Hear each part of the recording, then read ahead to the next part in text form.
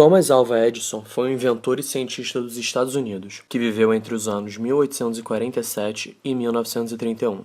Edison nasceu numa família de classe média, em 11 de fevereiro, em Milan, Ohio. Foi um empresário que financiou e patenteou muitos dispositivos importantes de grande interesse industrial. Algumas de suas invenções foram lâmpada incandescente, estrada de ferro eletromagnética, câmeras de vídeo, fonógrafo, microfone de carbono, entre muitas outras.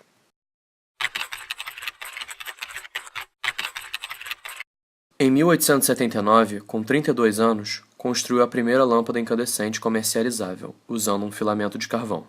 Desde 1910, a lâmpada é formada por um bulbo de vidro contendo um gás inerte e um filamento de tungstênio, por onde passa a corrente elétrica. A energia elétrica faz com que o filamento atinja alta temperatura e se torne incandescente. Através dela, o cinema foi beneficiado por não depender mais da luz natural, de vela, da Black Maria, outra invenção de Edison, ou lâmpadas de baixíssima eficiência. O Thomas Edison foi um grande inventor, de fundamental importância para o cinema, para o que a gente faz hoje. A primeira invenção, a lâmpada incandescente, sem ela a gente não teria luz, nossos refletores, tudo que gira em torno disso não existiria, então de fundamental importância. Realmente tem contribuições históricas para além da lâmpada incandescente. Ele fez com que o método de distribuição de energia oficial, não só dos Estados Unidos como do mundo, virasse a corrente contínua.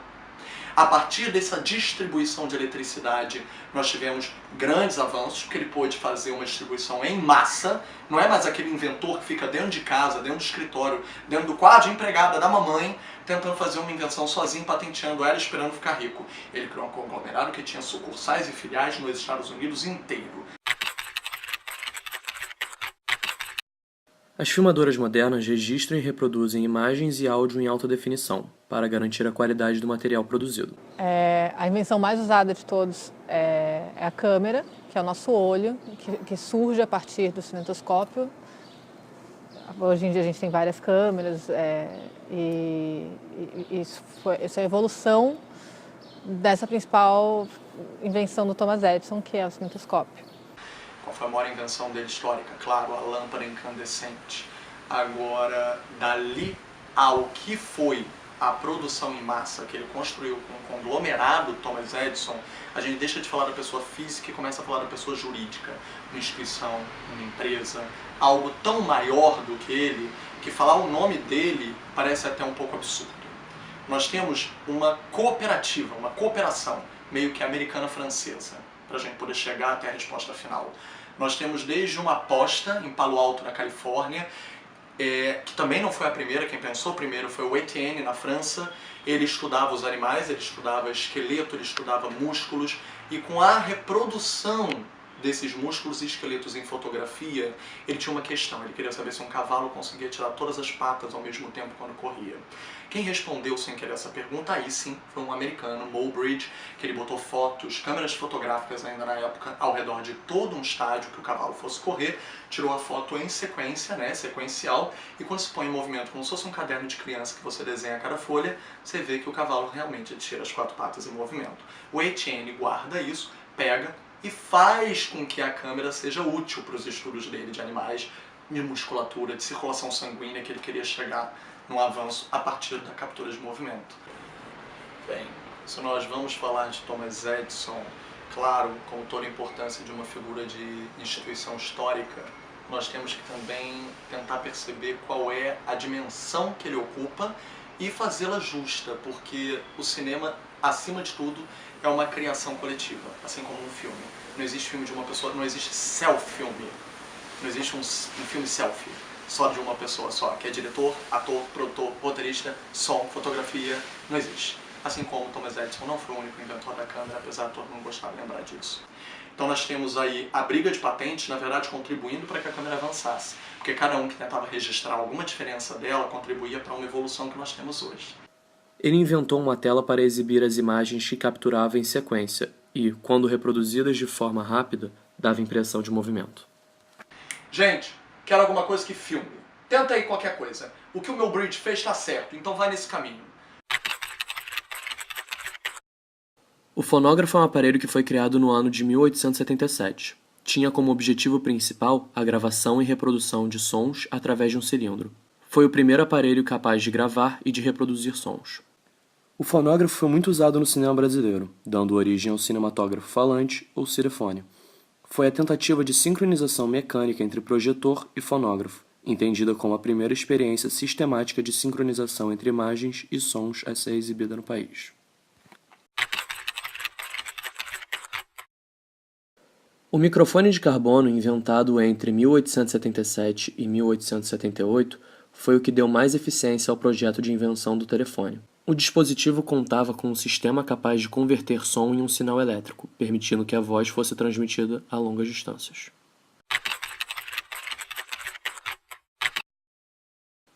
O cinetoscópio de Edison, patenteado em 1891, permitia a observação através de um furo, e foi o precursor de todos os subsequentes aparelhos de filmar. O cinetoscópio, que naquela época queria apenas dizer uma câmera de reprodução em que você botava a gravação no cinescópio e conseguia vê-la individualmente. E depois o cinematógrafo, que já era aquela câmera desenvolvida para uma captura maior, ainda assim naquela época se chamavam filmes, na verdade eram curtas, porque não eram longos, e eram manuais com manivela, literalmente para gerar o negativo.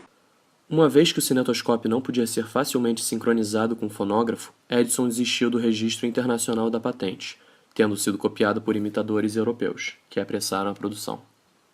Bom, Thomas Edison produziu no estúdio dele mais de 1.200 filmes. E o que me vem na cabeça, enfim, que mais me causa um impacto é Alice no País das Maravilhas, porque é o primeiro com caráter ficcional. Antes disso, todos eram documentais, o que eu acho importantíssimo, até porque o documentário tem grande importância no meu trabalho e acredito que no trabalho de muitos cineastas, mas é o primeiro que tem uma história, uma ficção envolvida, né?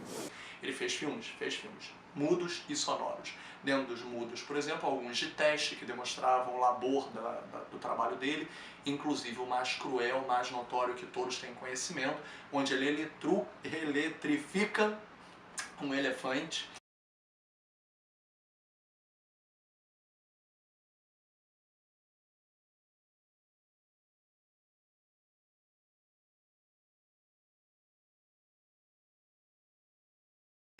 Só para provar que a corrente alternada no Nikola Tesla era perigosa. Não era. Mas ele quis provar que podia explodir com a cidade inteira. Ele consegue fazer com que a credibilidade de um cara que naquela época para a Europa era o top do top dos inventores se tornasse a sarjeta do mendigo de um inventor lunático. E ele destrói isso com o método capitalista de massa, que o Edison era mero reflexo do que os Estados Unidos já fazia na época. Ele era um bicho do meio, a gente não pode negar isso. Mas ele foi inovador em relação a isso? Foi. Alguns avanços não teriam existido sem isso. E nós temos contribuições reais e artísticas em relação aos filmes que ele fez, tanto na era muda quanto na era sonora. Na era muda, alguns filmes de ficção, como A Execução de Mary Stuart, que é praticamente a maior obra dele de ficcional. Frankenstein, onde ele aludia o mito de Frankenstein a Prometeu acorrentado, um mito grego da mitologia. E na era sonora, Júlio César, com pretensões mais teatrais, em que ele já estava adaptando textos shakespearianos, coisas sérias, que eles tinham uma pretensão de elevar o cinema ao meio artístico, o que de princípio não se pensava nisso, só se pensava em teatro filmado, ou o que os europeus estavam fazendo, que era uma coisa mais lúdica, mais artisticamente desafiadora em termos de técnica e forma do que conteúdo, enquanto que nos Estados Unidos não. O conteúdo ainda era mais teatral, ainda era mais reto, material, lógico, o que levaria eles a enquadrarem os cinemas de gênero, né? Faroeste, drama, policial, como formas mais fáceis de se vender um filme. Mas tudo isso é reflexo de como nós já conseguimos perceber que o nascimento de um cinema, mesmo a partir da história dentro do coletivo de Thomas Edison, trata essa massificação comercial de um método de produção. Nada contra, totalmente válido e até hoje artístico também, mas diferenciado do europeu. O cinetoscópio fez muito sucesso por toda a Europa e América do Norte. Pagando uma moeda, o passante podia olhar através de um orifício e vislumbrar 15 segundos de movimento real.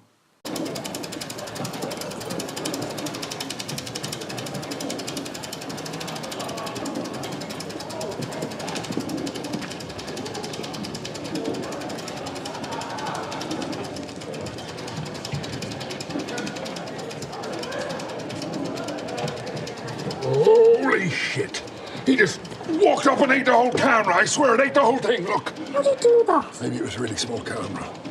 Oh, he just ate the cameraman, Joe. This don't make no sense. Let's watch it again. Hey, hold on.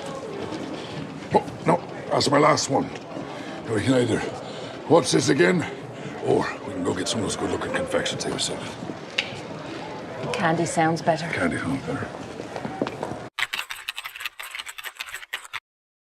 Edison compra a patente de um aparelho de projeção de filmes, desenhado por Francis Jenkins e Thomas Armat, chamado Phantoscope.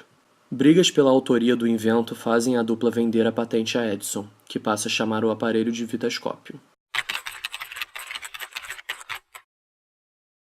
Thomas Edison monopolizou o cinema através da criação dos royalties.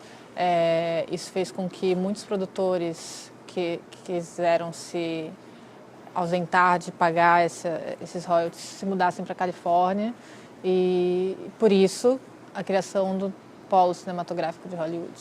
O Edison fez uma política predatória de destruir com qualquer competidor, como ele fez notoriamente com Nikola Tesla, e o Edison tentou, isso deve ser dado de reconhecimento a ele, a primeira tentativa de um grande estúdio americano. Essa cultura de diferencial, nós conseguimos ver por que nós hoje temos praticamente um gênero de cinema francês e por que nós temos dentro dos Estados Unidos gêneros comerciais mais nitidamente divididos. Tudo isso veio de uma política capitalista do Edison. E nós temos inúmeras outras contribuições de vários outros americanos e franceses que nunca vão ter seu reconhecimento, porque o nome que vai ficar para a história é o do conglomerado Edison.